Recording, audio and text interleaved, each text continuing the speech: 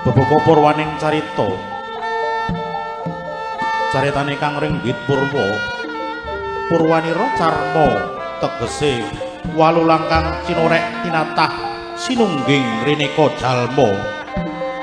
jamanira para wali olah mangolah rehing agama agemaning budi luhur kelir ginelar pindhane jagat gumelar gelare awarna putih putih ingkang mengku werdi suci jagat iku sifate suci datan kalepetan ing dedosan anane dosa marga saka apa kalih manungsa lencong minangka pepadang pindhane obor jagat surya candra lan kartika gedhok keprak ibarat keketeking jantung dadya jatining agesang pradangga gending lan tembang dadya gegambaraning urip bungah kelawan susah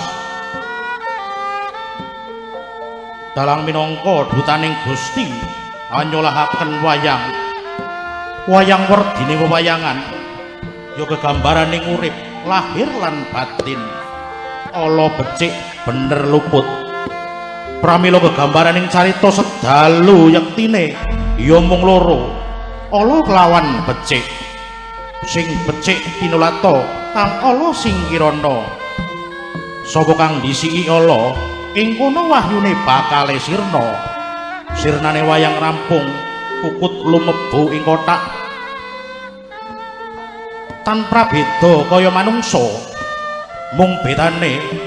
yen manungsa manjing kotak sesuk bisa dianggo maneh nanging yen manungsa manjing kotak bakal antuk pengadilan suci saka Gusti kang murbeng dumadi ngunduh wohing pakarti liting dongeng ya ing kono mau manungsa bakal weruh lan ngerti yen to derajat pangkat bondo donya ora aji sing aji kajaba amung amal soleh budi pakarti ingkang murakabi marang sesami